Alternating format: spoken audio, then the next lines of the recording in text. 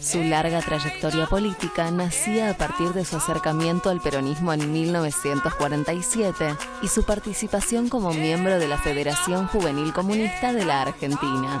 Posee un amplio recorrido académico, encadenado por diversas dinámicas, como la bioquímica, el periodismo y la política, disciplina con la cual a lo largo de su vida fue entrelazando una relación fuerte y que lo condujo a desempeñarse hoy como presidente del Instituto Cultural de la Provincia de Buenos Aires y coordinador de comunicación de la campaña de Daniel Scioli. Señoras y señores, con ustedes el señor Jorge Tellerman. ¿Cómo estás? Ahora que lo veo muy bien. Bienvenido. Gracias, Che. ¿Te hace acordar a algo esta escenografía? Una Vos que sos película, cinéfilo, sos muy cinéfilo. Una hermosísima película de Lynch, Blue Velvet, una de las en las que trabaja una de las primeras veces que trabaja con su actriz fetiche. Sí. Hermosísima película. Isabella Rossellini. Exactamente, una de las... Y efectivamente uno entra acá y me imagino que entrar a una de esas reuniones en donde... Igual la escena de Lynch es como un poquito, esa escena en particular, la del al estudio, el reportaje, es como media... Hay como sí, una como cosa... en general, ¿no? En esa, y siempre, y particularmente en esa época, y él pasaba de las situaciones de mucha apertura a otras de presión muy grandes y donde... Y en particular, esa es una de mis preferidas de Lynch. Me gusta casi todo. Bueno, esa en particular... Sí, es un gran director. Es un gran director. Bueno, yo tengo la suerte en este programa, cuyo mayor beneficio sin duda es lo que aprendo, de entrevistar a quienes vienen de algo que yo no pretendo ser ni he sido, que es periodista. Y vos venís, porque pocos saben, ese es tu campo. Sí, así, ahí me formé y ejercí. Siempre acompañando con una vocación política y una cierta actividad allí, pero en un momento determinado, el que ejercía el periodismo acompañado de mi militancia en lo que era el muso, la renovación del peronismo, me acuerdo, claro. 84, 85, y que lo conducía quien después iba a encarnar ese proceso de la renovación del peronismo, Antonio Cafiero. Antonio, en las elecciones, ya cerca del 87, me pide de colaborar con él, lo que para mí era un honor. Y me acuerdo, y varias veces lo recordé, que le dije que sí, por supuesto, era para mí un honor acompañarlo, me pide ser su jefe de prensa. Pero yo le dije, Antonio, por unos meses, porque mi pasión está en el periodismo, así que lo acompaño en esto, que me honra en lo que fue finalmente esa elección que ganó la provincia de Buenos Aires, y él con esa sabiduría y picardía, de gran conocedor del alma humana, me dice, sí, unos meses, va a ver Jorgito, en unos meses, a ver si puede salir de esto. Y acá se entra y ya no se sale. Y efectivamente esos meses se han convertido en 30 años. Ese particular ejercicio del periodismo tan difícil, ¿no? Porque es como un periodista que tiene que lidiar y trabajar con otros periodistas en campos que a veces se sacan chispas, ¿no? Sí, y que...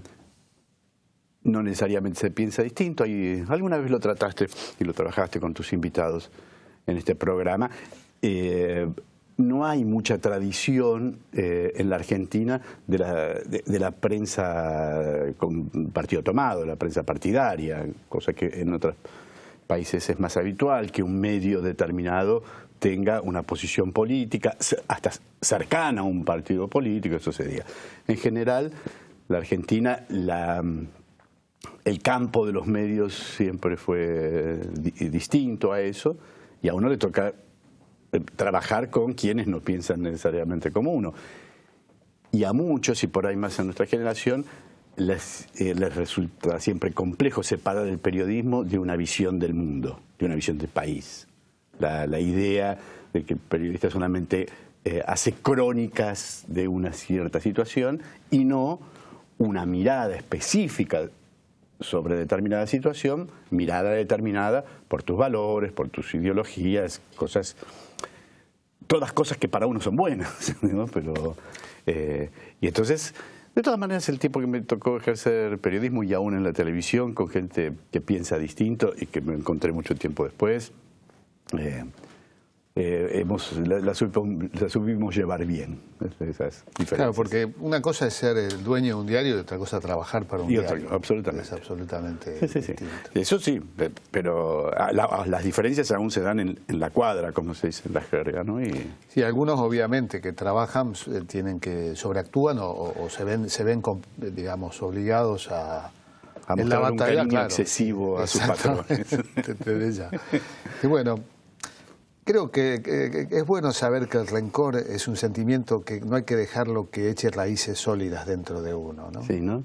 En eso creo que somos espinocistas o espinosianos. Digo. Sí, o peronistas. O peronistas. Porque en realidad es el hombre menos rencoroso. Sí. Yo creo que en la política argentina es difícil encontrar a alguien. Es curioso, ¿no? Porque muchos imaginan a Perón como un hombre repleto de rencor. Yo creo que estaba repleto de convicciones, pero con una amplia elasticidad. Y lo que no anidaba en él era el rencor. No. Y además cuando, nuevamente, a eso me refería con la referencia al holandés Spinoza, como finalmente tus actitudes provienen del camino que elegiste. Ahora las nuevas tendencias en neurobiología vuelven a aclararlo de una manera mucho más contundente. Podés informar, podés ejercitar tu cerebro para que éste produzca más sentimientos tristes que alegres. Y afortunadamente viceversa, y el rencor está del lado de sentimientos tristes. Entonces, cuando entrenás tu cerebro para la unión nacional, como lo había entrenado Perón y los grandes líderes populares, la producción de sentimientos tristes te baja y te sube la producción de sentimientos alegres. Si vos informás tu vida para que ésta se dirija, a ver, ¿cómo haces para generar en tu sociedad niveles de unión, de equidad, de justicia, de ascenso y reconocimiento de los sectores postergados, de fortalecimiento de tu identidad como pueblo? Vos estás informando a tu cerebro con buena materia, y esa, desde Spinoza hasta las neurociencias de hoy, te dicen, bueno, eso te va a producir sentimientos alegres, que me parece que es una de las características también distintivas del peronismo y particularmente de la conducción de Perón, de la forma de encarar efectivamente el pensamiento y la acción política de Perón. Y de allí que por ahí sí tenía broncas y era un cabrón internamente, que además los que lo conocían decían claro, que sí, mucho, pero que efectivamente me parece, coincido con vos, no expresó en la vida ese rencor, ¿no? Yo creo que la posición de hombres como Perón, y en muchos casos, es que es tan necesario pelearse con quien uno debe pelearse, que debe marcar claramente los campos. Y no puede andar dilapidando la energía en peleas chiquititas del propio campo. Pero además me parece muy atractivo. Eso, lo que recién comentabas, para mí es un campo de reflexión, sobre todo de las mujeres y los hombres públicos que deben hacerlo muy frecuentemente. Una cosa es la pelea y otra cosa es el rencor. Claro. De lejos se le parecen, pero son muy distintos. Es la vieja frase de los Estados Unidos, con quienes podemos enojarnos, pero de los que hay que aprender. Exactamente. Que es que no hay enemigos permanentes, lo que hay es intereses permanentes. Intereses permanentes. Y las peleas correctas, bien dadas, te fortalecen, y el rencor nunca. Ahí se nota eso que es tan diferente. La pelea bien dada te hace individual o colectivamente como pueblo más fuerte, te expandís, te puedes expresar mejor, te liberás. El rencor, que al contrario, el rencor te somete, te deja ahí rumiando. Hay una expresión, yo no sé, preso de un rencor, ¿no? Esa expresión uno queda preso de un rencor, o sea, eso define todo. Absolutamente. No te libera. Pero estás muy conductista más que freudiano últimamente. Veo es que tantos años de Freud, muchos años de psicoanálisis. No, pero hay un nuevo campo no estoy inventando nada, efectivamente, nuevamente, de los que pueden mirar las cosas sin prejuicios, de una época que mira sin rencor saberes que hasta hace un tiempo uno los sentía muy lejos de uno, y hoy ves, por ejemplo, el campo de la neurobiología, que es un tema que me atrae, la lectura amateur de eso, y raíces psicoanalíticas, no se contradicen. A mí me encanta ese campo que diferencia, digamos, el aspecto animal que tenemos. Hay un libro que se llama La tortuga y la liebre. Sí. No me acuerdo del autor, si vos te acordás, fantástico, porque lo anoto. La tortuga es la cultura y la liebre es la parte animal. El hardware que tenemos es un hardware, toda la conformación, es un hardware de millones de años. Sí. Mientras que la liebre tiene, si incorporamos el antiguo Egipto, 5.000 años. Es decir, que de alguna manera la tortuga va muy lento, no vamos a cambiar nuestra conformación, lo que podemos cambiar es el software. Exactamente, y de acuerdo al software que cambiemos y cómo lo alimentamos, podemos sin duda, y ya eso se está... Por eso, y además, no solamente que se acercaron, sino que no hay contradicción de esas grandes corrientes del fin del siglo XIX y el siglo XX, como el psicoanálisis, y lo que hoy la investigación científica del campo de la neurobiología te ha permitido ver, porque si vos estimulás ese software, que es estimulable, efectivamente producís cambios hasta en la forma de tu cerebro. Yo lo que hoy he visto... Eso, pero que nuevamente sin contradicción, yo digo, con los amores y odios de tu infancia, tus frustraciones y ese tipo de cosas. Amén de las reacciones para las que estamos preparados cuando consideramos que algo nos amenaza. Cuando algo nos amenaza, si quien responde es lo que Freud llamaría el ello, y de alguna manera es la parte más vieja que tenemos, si nos sentimos amenazados podemos llegar a ser muy peligrosos. Somos tal vez el animal más peligroso del planeta. El único, ¿no? Que hoy, el único depredador. El único depredador que se están viendo sus consecuencias. En mucho vivimos épocas de transición. Una de las bendiciones creo que tenemos los contemporáneos, que pudimos ver y estamos viendo, vivimos a caballo de épocas, ¿no? Y uno ya tuvo una historia bastante larga en una época y una intensa en otra. La revolución de las comunicaciones, por ejemplo, que efectivamente ya ni siquiera tomamos nota de cuánto nos está cambiando y nos cambiará. Vimos las dos cosas. Todos los contemporáneos tienen la vanidad de creer que viven en épocas de cambio.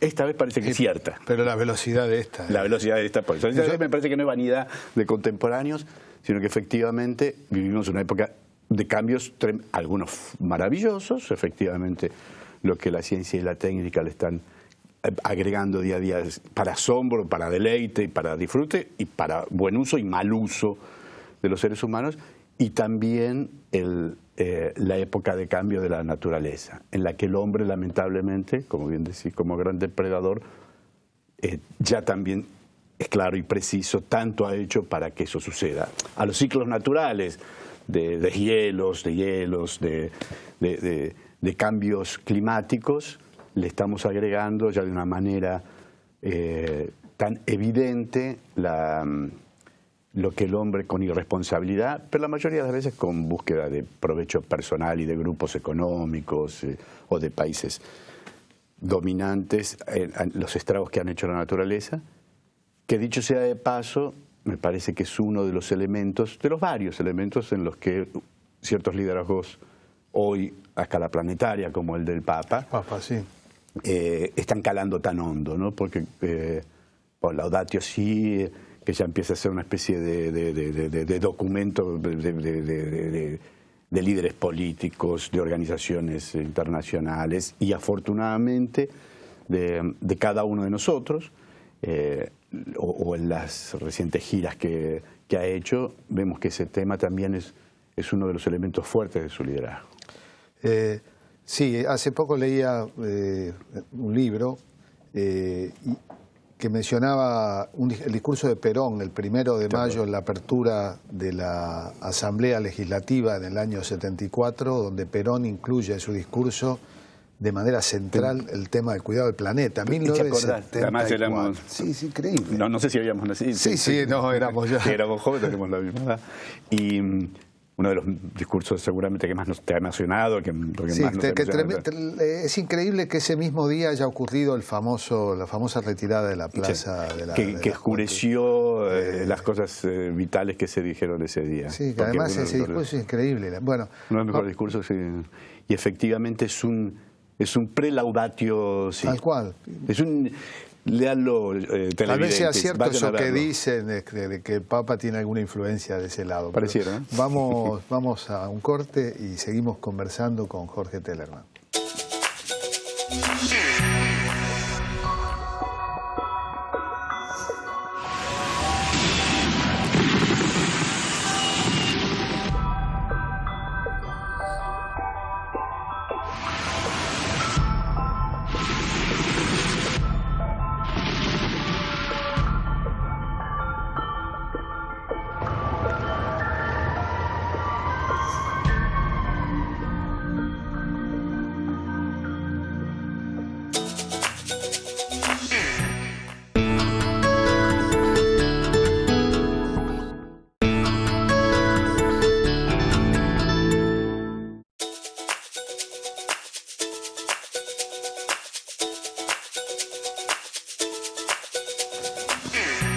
Bueno, seguimos conversando con Jorge Tellerman. Nos hemos puesto en esta noche, tras noche de sábado, ya domingo, muy filosóficos y a mí me encanta esto. La verdad que viste que es raro en la TV eso, además. No en tu programa. No. Pero bueno, mi programa es raro. Repito lo que digo en privado, así que... Mi programa es raro. Afortunadamente es raro, de la rareza. Y aclaro siempre que no inventé nada, que no inventamos.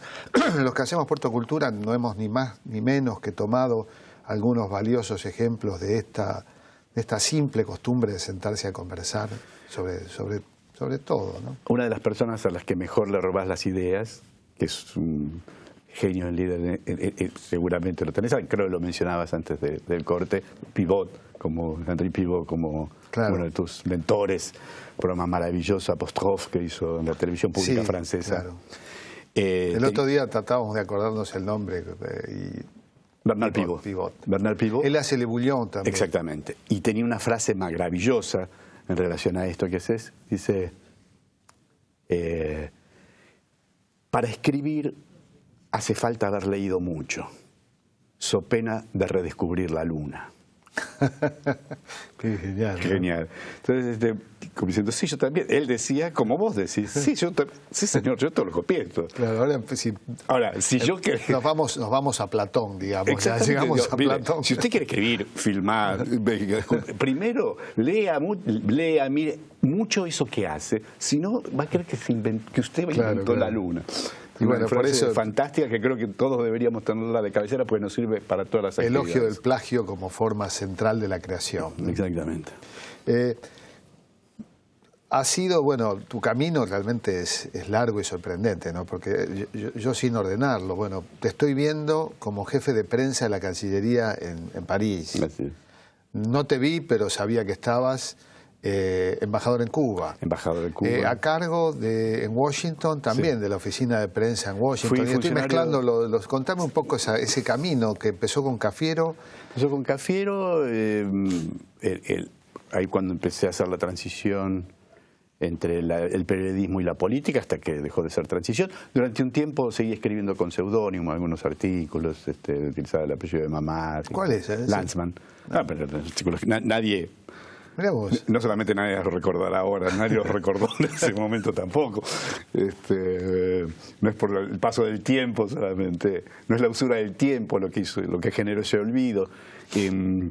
Y luego directamente tanto la docencia, yo era docente en la Universidad de Buenos Aires en filosofía y en semiología. Yo me había formado con algunos grandes, Oscar Steinberg. Sí. Con Raúl Barreiro también. Con Raúl Barreiro habíamos, claro. Hiciste además radio. Hicimos radio con Raúl Barreiro, el señor Raúl Barreiro. Con Julio Fernández Baray, Barreiro y Verdi tenían un programa de radio. Un programa, Medios y Comunicación, que había sido la revista, una de las primeras en las que yo empecé a trabajar. Yo me había formado en un instituto de comunicación que dirigía Raúl. Y tenía una revista que en ese momento, con la revista Humor, durante la última parte de la dictadura, eran ciertos espacios donde ya se circulaba y se respiraba. Veíamos medios de comunicación. Que estaba en la calle Viamonte, la escuela. Exactamente, en Viamonte del 900. Muy bien. Tenemos memoria larga más que esta corta. ¿Qué pasó ayer? Ayer ya llegará. El ayer ya llegará, el pasado es el... luego hicimos ese programa de radio, radio y gráfica, luego la actividad política, la docencia en semiología y en filosofía en la UBA con Tomás Abraham en filosofía y semiología con los Oscares, Steinberg y Traversa, introductores del pensamiento de la semiología en la Argentina, además gran poeta en el caso de Oscar Steinberg, unos poemas tangueros fabulosos que escribe, una maravilla.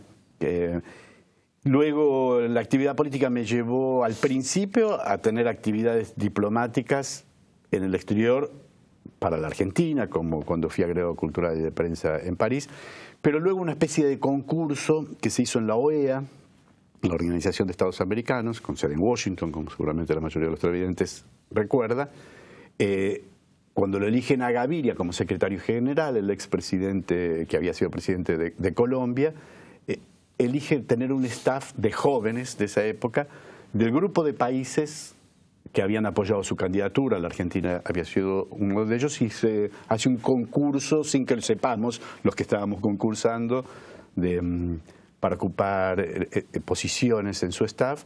Así que me fui, me convocaron y fui muchos años funcionario de la OEA en Washington, donde nació mi hija, desde que tengo una hija gringa, Catalina.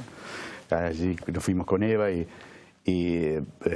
con Federico, que era mi niñito, nació Katy allí, y estuvimos varios años, yo trabajando en la OEA, mi mujer trabajando con la comunidad latina en tareas culturales y sociales muy atractivas en el teatro latino. Hoy ya lo latino en Estados Unidos es muy fuerte y ocupa lugares cada vez más relevantes. En esa época... Es la única cultura que se expande en el mundo hegemónico, ¿no? La cultura hispánica. Absolutamente. Hoy la cultura la llamamos hispánica cuando en realidad abarca la diversidad. Tenemos el mal uso del lenguaje, pero... Incluye la cultura originaria, incluye todo lo que la gran maravillosa mezcla. Y la cultura andina. Andina, claro. Hay un rescate de la cultura andina muy fuerte en eso. Yo diría que hoy la cultura americana, sí, yo estoy plenamente de acuerdo con lo que decís, se expande con su componente latinoamericano de una manera muy fuerte. Lo que sabemos hoy de la cultura americana, en su música, en su cine, en su literatura, tiene un muy fuerte componente hispano, latino, como le quiero llamar. Muchísimo, no solo anglosajón como lo fue hasta los 50, ¿no? ¿Cómo quien concibe una geopolítica nacional hacia afuera, pongámosle una política exterior, muchas veces se ha pensado que lo ideal es tener a alguien que es de allí, que comprende el allí, cuando en realidad el allí está siendo tomado cada vez más por el acá, es decir, por lo nuestro, ¿no? Absolutamente. Fuiste embajador en Cuba también. Fui embajador en Cuba, también en un momento muy similar a este, frustrado por la derecha americana, pero que había comenzado hasta con los mismos protagonistas, y que yo tuve esos azares y suertes y agradecimientos que tendré durante mi vida de poder meterme, porque yo venía de ser asesor principal de Gaviria en Washington, en la OEA, y heredo, a partir de mi cercana relación con Gaviria, después de muchos años, a su mejor amigo. El mejor amigo de Gaviria era García Márquez. Y me imagino que te estuviste con Llegar García a Márquez. mí lo de García Márquez en Cuba es que... Yo tengo una foto con García Márquez que lo vi 2 veces. No, tengo 2 fotos. En una está Polanski y García Márquez y yo estoy atrás. Casi nada. Con el único tipo que soy cholulo. Sí, son esos tipos. Fidel, García Márquez. Y García Márquez tenía una actitud que hacía imposible ser cholulo, porque él era infinitamente... Yo siempre, después cuando ya tuve, con enorme respeto, pero una relación más cercana, yo le decía, me extraña tu cholulez política. De Fidel, él era cholulo de Fidel, por ejemplo. Era cholulo de los políticos. De los políticos. De los dirigentes políticos, pero porque era un escritor, era una materia de su literatura claro. fabulosa. Y yo le decía, digo, sos la persona, seguramente una de las 10 personas más admiradas del mundo. Todo el mundo quiere conocerte, incluidos los grandes líderes. Y a vos te brillan los ojos cuando hablas de todos los líderes políticos, los que le caían muy bien y aquellos que no le caían tan bien, pero porque el fenotipo del líder político a él le parecía algo, donde está la pasión, se juega toda la pasión, su literatura está llena de eso. Entonces, como yo llegué como embajador, en el momento, recordarás, que Clinton también empieza a hacer acercamientos, a intentarlo, porque es muy difícil. No, pero intentar, ya ahora se puede contar porque están en las memorias, algunas de esas cosas, nuevamente por azar, sucedieron en mi casa, en la residencia argentina. García Márquez era, como está ahora escrito y se sabe, intermediario de esa relación entre Clinton y Fidel, se había acercado mucho, y a través del fiscal, en todos lados la justicia también suele hacer lo suyo para obstaculizar, impedir o demorar, porque finalmente acá se demostró que solamente demorar un proceso político. Se crea ese famoso caso, con base real, de Lewinsky, de Mónica Lewinsky, casi llega a la destitución de Clinton, y uno de los primeros efectos que tiene la investigación y el juicio político a Clinton es que él detiene lo que ya estaba hace semanas, con la visita también de un papa. Juan Pablo II hace su visita en esa época a Cuba, o sea, una visita que conmueve también al mundo. Parecía Casablanca. Esos días en La Habana parecía Casablanca. Era Casablanca. Era Graham Greene, que tiene una novela. Pero es más, la historia de Graham Greene es más berreta, digamos. Porque es una gran ironía sobre nuestro hombre en La Habana. Nuestro hombre en La Habana es chiquitita de nada. Ahí es un tipo que vende aspiradoras, el espía. Exactamente. Ahí la realidad mejora el arte. Ahora, yo te conocí en el Bar La Paz, no digamos hace cuánto, pero en esas mesas sí. Pero después caminaste bastante. Hemos caminado todos, pero caminaste. Sí. De allí... Yo caminaba con el cine, ¿no? No llegué a Estambul, pero anduve cerca. Sí. Pero vos caminaste en el mundo de la diplomacia, sobre todo. Recuerdo esa proyección de Mirta. Claro, vos viniste a ver Mirta del Niño. Yo vi todas tus películas, no voy a decirlo ahora, porque si no, digo el cholulo. Disculpame, realmente no fue mi intención. Bueno, y me acuerdo esa noche, me acuerdo de la masa, me acuerdo de toda... Después, la celebración que todos hicimos por el cariño que teníamos, pero además porque nos había gustado, nos pareció yo me acuerdo, una gran película. Todavía no la había visto casi nadie y vos la viste. Fue uno de los primeros espectadores. Y era una hermosa película de ese momento, así que nuevamente el televidente, si no la vio, agárrala por internet y la va a pasar muy bien. Cuenta parte de nuestra historia de esa época, hasta Estambul también. ¿Y qué te gusta más? ¿El mundo de la cultura? Pues fuiste además ministro de Cultura de la Ciudad de Buenos Aires. Y sos el ministro de Cultura, presidente del Instituto pero ministro de Cultura de la provincia. Es lo mismo, sos el ministro de Cultura de la provincia de Buenos Aires. O el mundo de la diplomacia. ¿O hay un punto de contacto entre ambos? Yo creo que la pasión por la inclinación por lo público, por la política, es el lugar donde se encuentran. Son distintos aspectos de una visión del mundo, como decíamos antes, o de una visión de país. No me imagino estas actividades públicas en el campo de la cultura, en el campo de la diplomacia, despojadas de una cierta idea, por la que uno puede estar acertado, desacertado, o cambiar, o mirar críticamente algunas cosas de su propia vida o de su propia trayectoria, pero forman parte, son parte de... En eso la Constitución es clara, ¿no? Cuando habla de ministros secretarios de un presidente. Claro, son eso, ¿no? La palabra ministro da la sensación, bueno, no es lo que es una persona, una mujer, un hombre con altísimas responsabilidades, pero que es un secretario, es decir, lleva adelante la parte que le toca de una visión de país. Después, el pudor o la realidad te va llevando a que eso lo intentes desarrollar en aquellos campos en los que crees que tenés mejores condiciones. Pero se han roto la idea de la especificidad. Siempre los que formamos parte del campo de la cultura, del campo del pensamiento, se nos imaginó como, bueno, vos atendés lo tuyo, pibe, ocupate de los libros, del cine, de ninguna manera... Pero eso está absolutamente quebrado, me parece, ¿no? Porque yo creo que también eso se lo debemos a Néstor Kirchner cuando le torció el brazo a los economistas en tanto gurúes, brujos contemporáneos de la política, ¿no?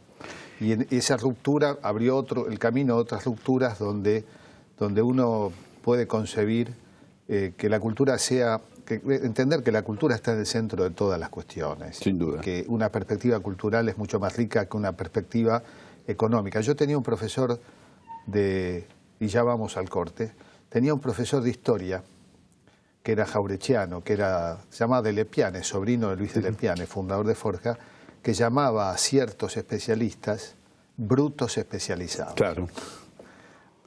Como también un gran periodista decía de otro, es ignorante en varios idiomas.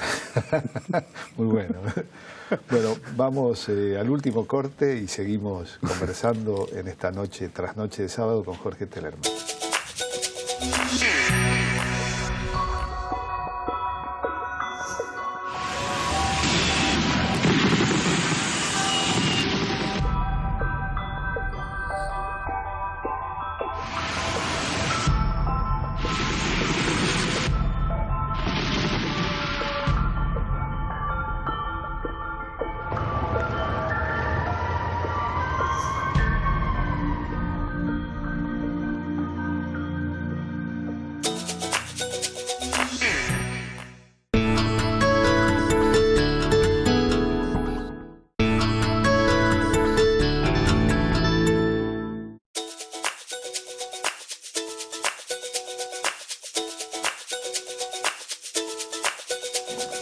Bueno, terminábamos hablando de esta idea de los brutos especiales. ¿Cómo es? Repetime la frase que decía. Que hay quienes, supuestamente versados, a tal punto son versados que son ignorantes en muchos idiomas.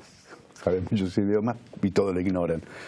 Y es jaurechiano también eso. Absolutamente. Porque Jaureche hablaba de la mala educación, o sea, que para que haya mala educación tiene que haber educación.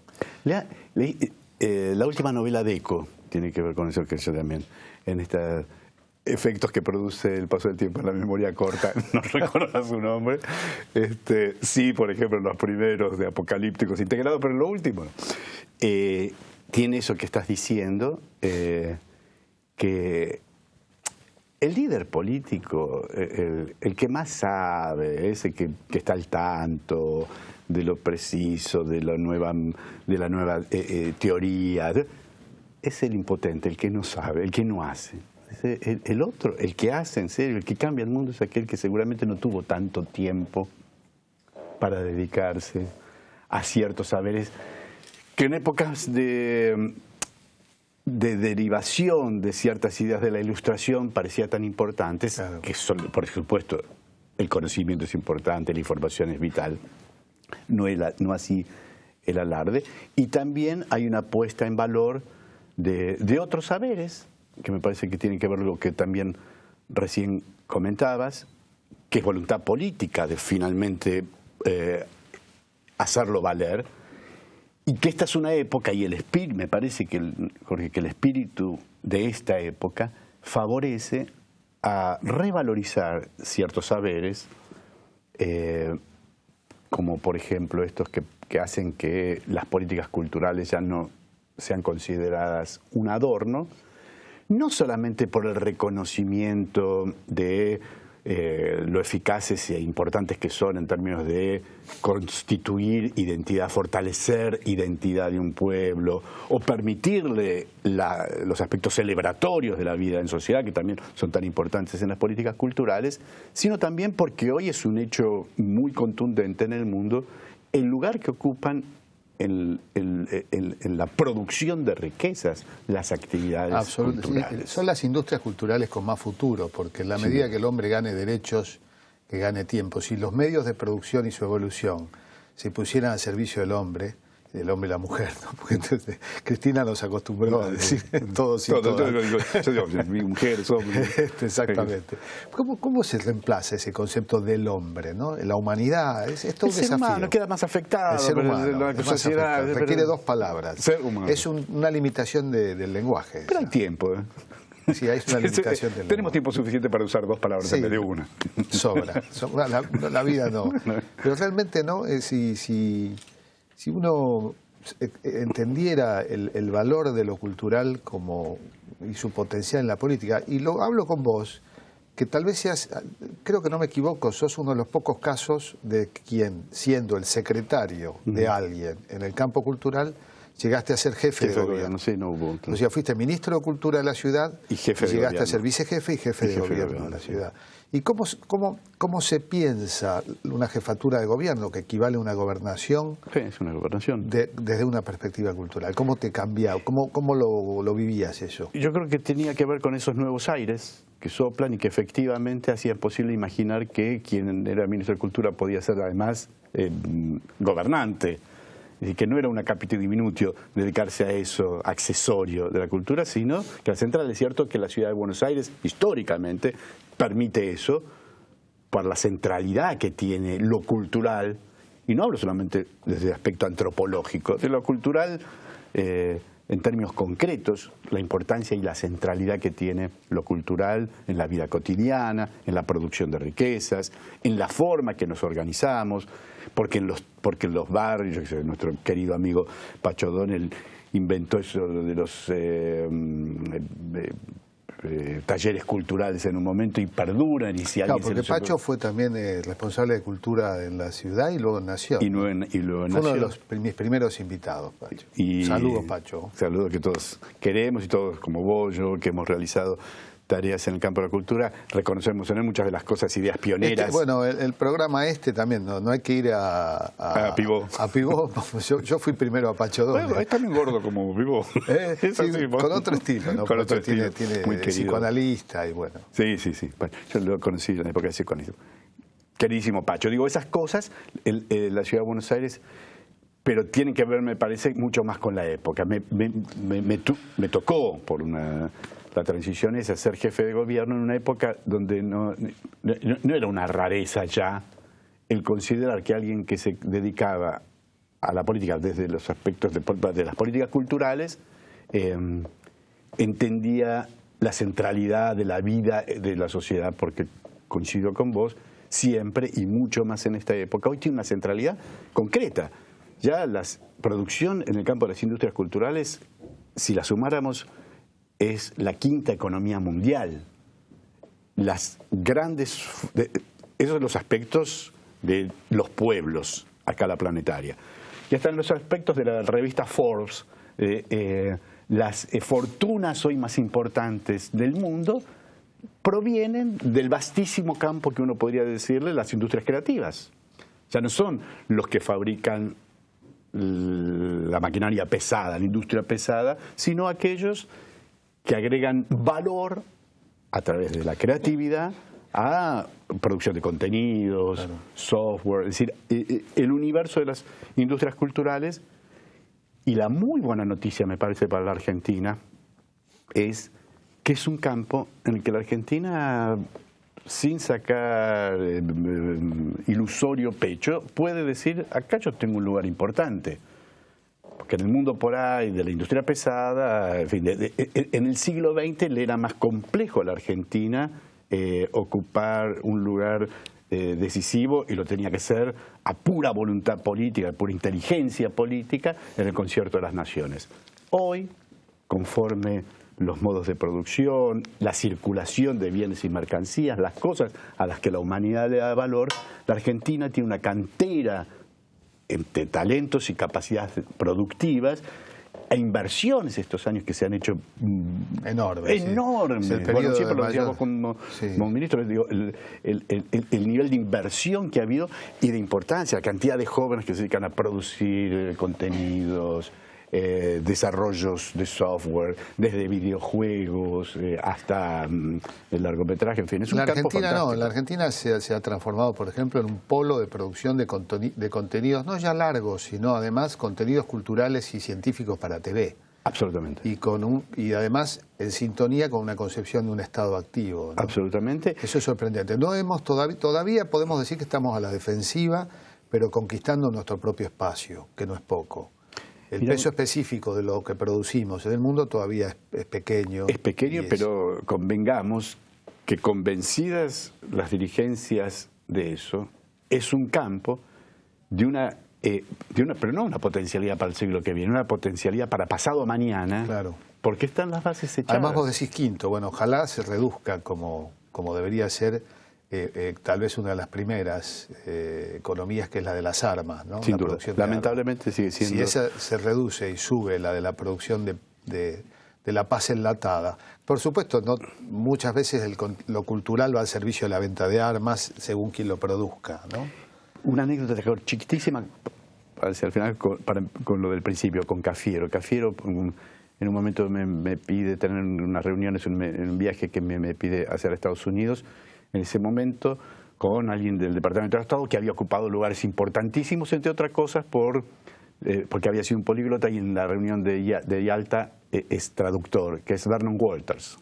Es la de Yalta, la del trío. Exactamente, él es el joven traductor que a veces aparece en la foto. A Vernon Walters, sí. Y ya, general 5 estrellas, halcón. Sí, Vernon Walters, me acuerdo. Vernon Walters, eso. Pero nada de Vernon Walters. Ocupaba ya lugares en el Departamento de Estado, no en el Ministerio de Defensa.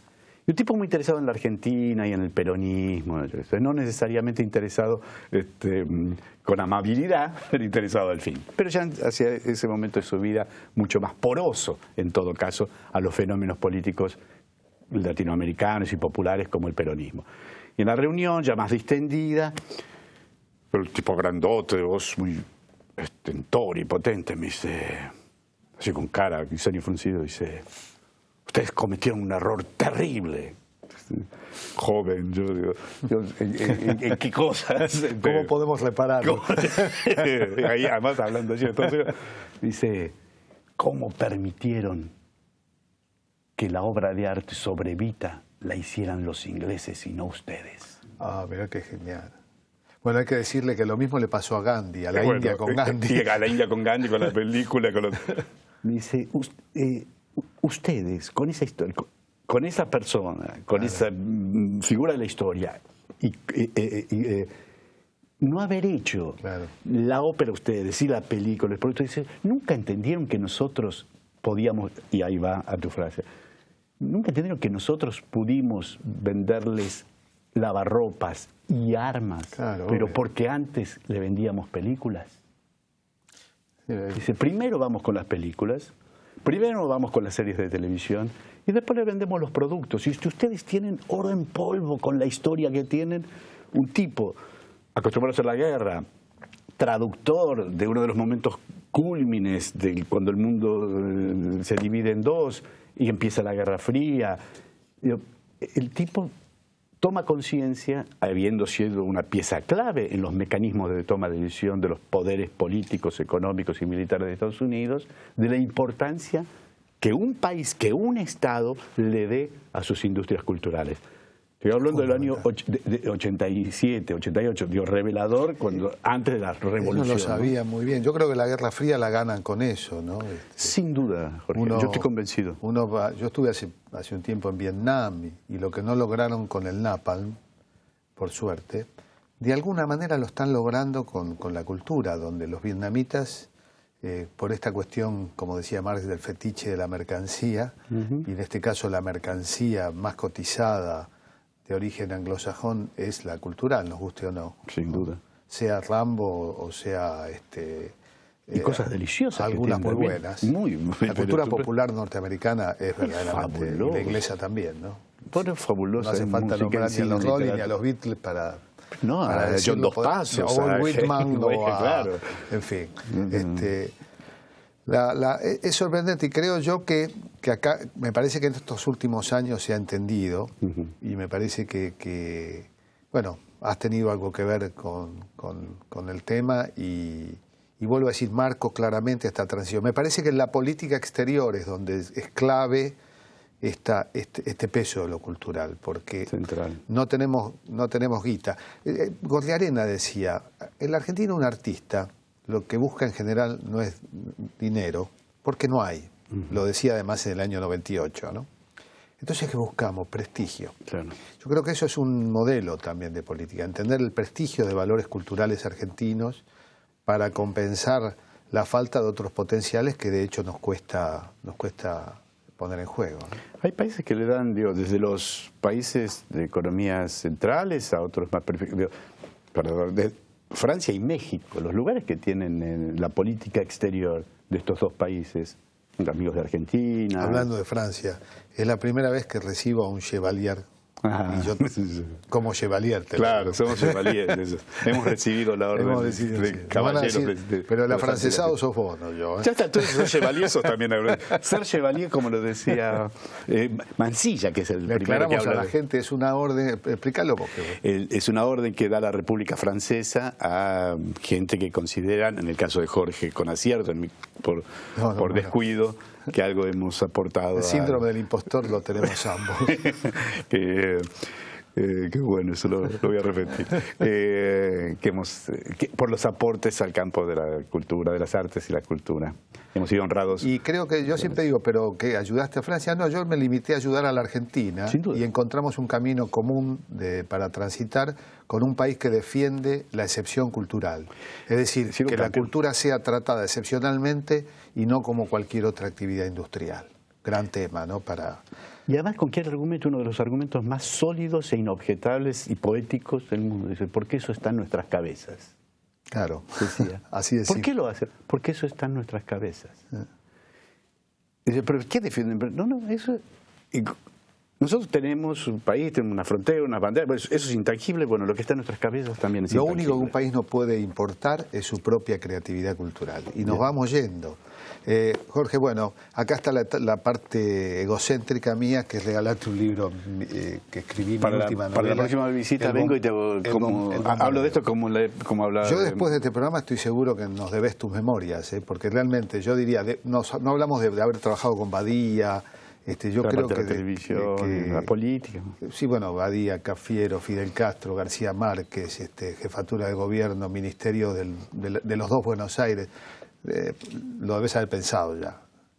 Pero porque lo lindo de las memorias es escribirlas cuando uno todavía se siente joven. Es mucho más lindo que las despedidas tipo confieso que he vivido. No, y es mejor, y a lo Gore Vidal, ¿no? Le decía, de las memorias, más que una memoria hay que escribir un palimpsesto. Es decir, y así se llama su libro de memorias, de hecho, palimpsesto, acumular, no necesariamente con orden, sí, eso totalmente. Que te viene. Gran escritor, Gore Vidal, hermanastro de Jacqueline Kennedy y refugiado, un exiliado de los Estados Unidos. Absolutamente. Bueno, gracias. Gracias a vos. Y nos seguimos viendo.